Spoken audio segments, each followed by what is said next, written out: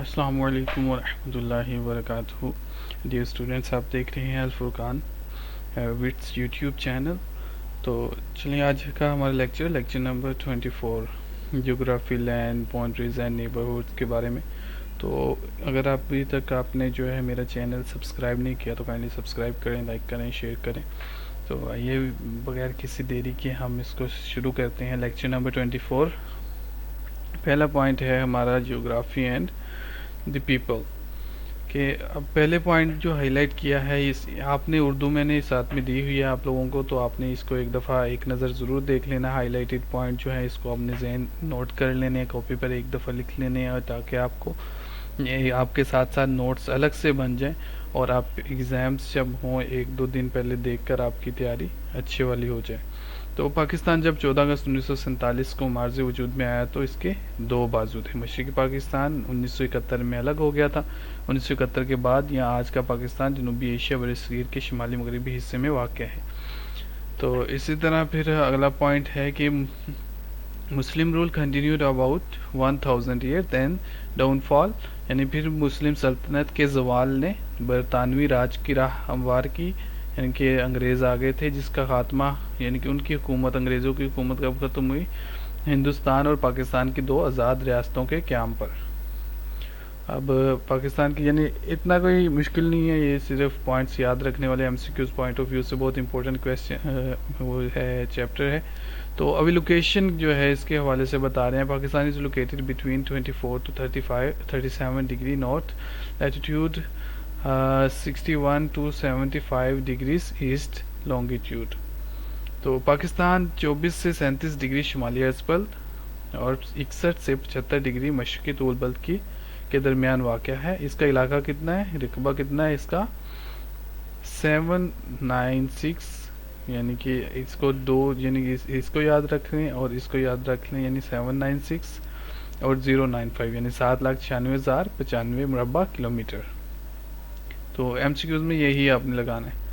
تو اب اس کی جو ہے صوبوں کے حساب سے انہوں نے 1000 میں بتایا. بلوچستان کا رقبہ جو ہے 347.2% کتنی نکلے گی، 7 یعنی اس میں سے ٹوٹل ایریا میں پرسنٹیج اس کی کتنی نکلتی ہے، 43. یعنی سب سے زیادہ جو رقبہ ہے وہ بلوچستان کا ہی. تو اس کو آپ نے دیکھ لینا ہے، ہائی لائٹ کیا ہوا ہے. اسلام آباد کا جو ہے بہت رقبہ سب سے کم ہے.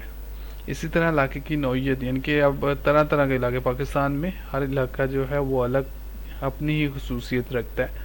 تو شمال اور مغرب اس میں کوہ ہمالیہ کے پہاڑ، یعنی کوہ ہمالیہ کو پہاڑ کو کہتے ہیں، ہمالیہ کے پہاڑ اور ٹرانس ہمالیہ سلسلے میں شامل ہے. اسی طرح مغرب یعنی کہ ویسٹ میں جو بلوچستان پلیوٹو، یعنی امپورٹنٹ ہے M C Qs point of view سے. Balochistan plateau is about 1000 feet in elevation with dry mountains crossing it from nearest to southwest.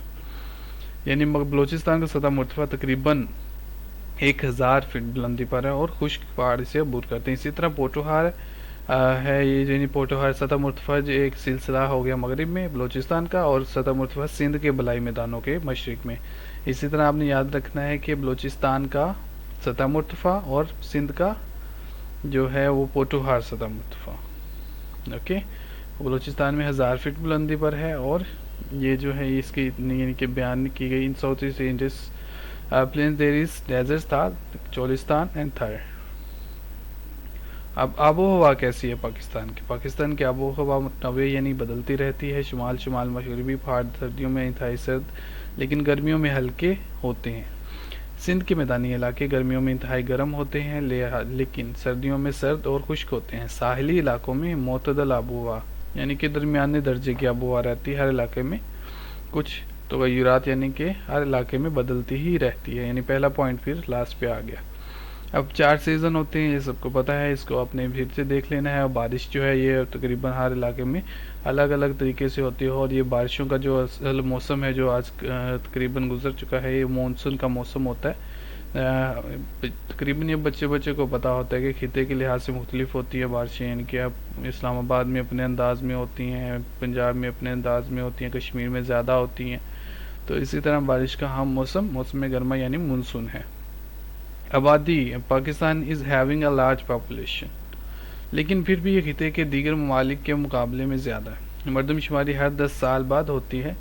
یعنی کہ قیمت جو ہے پاکستان کی یعنی کہ انہوں نے جب ان کو پتہ چلا کہ پاپولیشن جو ہے زیادہ ہے تو گروتھ ریٹ کو انہوں نے کور تو کیا، لیکن پھر بھی یہ جو ہے نا یہ خطے کے دیگر ممالک یعنی کہ اس کے آس پاس جو دیگر ممالک ہیں ان کے مقابلے میں زیادہ ہے۔ مردم شماری ہر 10 سال بعد ہوتی ہے، تو اس کے مطابق جو ہے 1951 میں 36.2 ملین تھی، یعنی ملین کے حساب سے انہوں نے بتایا کہ 1951 میں کتنی، 1961 میں کتنی، 1972 میں کتنی تھی، 81 میں کتنی، 98 میں کتنی تھی، اور 2006 میں جو تھی یہ ایسٹیمیٹڈ ہے کہ 160 ملین سے زیادہ ہو چکی تھی۔ اب اسی طرح مور دین 50% پاپولیشن جو تھی ایج آف 21 یعنی کہ 21 سال کی عمر میں تھی اور ڈیپینڈنٹ تھے، اور add to this power over 65 years.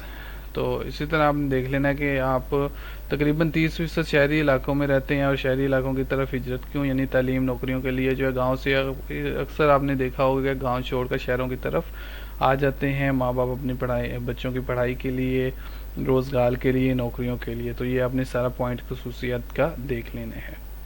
تو باؤنڈریز جو ہے یہ بہت امپورٹنٹ ہے، تو ڈیورنٹ لائن کے بارے میں نے ہائی لائٹ کیا۔ ڈیورنٹ لائن بہت امپورٹنٹ ایم سی کیوز ہے یہ تقریباً۔ Durant line was drawn on November 1993 as a border between the two neighbours. کون سے نیبر تھے وہ؟ افغانستان اور پاکستان کے درمیان۔ تو یہ حدود ہیں، پاکستان کی سرحدیں 4 ممالک سے ملتی ہیں، شمال مشرق میں چین سے، افغانستان جو ہے وہ شمال اور شمال مغرب تقریباً 1200 میل۔ ڈیورنٹ لائن بھی اسی کے میں اس کے اور پاکستان کے یعنی افغانستان اور پاکستان کے درمیان ہے۔ مغرب میں ایران ہے، اسی طرح مشرق میں ہندوستان ہے، اور کشمیر میں ایل او سی پر بھی بھارت کا سامنا کرتے ہیں۔ سب سے زیادہ شورش زیادہ سرحد یعنی جس میں زیادہ تر کہہ لیں کہ مسئلے بنتے رہتے ہیں، آپس میں جھڑپیں ہوتی رہتی ہیں، تو وہ اسی سرحد پہ ہوتی ہیں، کشمیر کی سرحد پر، اور یہ بہت ہی غیر محفوظ علاقہ ہے۔ اور جنوب جو ہے بحیرہ عرب سے ملتا ہے، یعنی ساحلی پٹی 450 میل کچکران سے پھیلا ہوا ہے، ہندوستانی سرحد مغرب میں ایرانی سرحد تک۔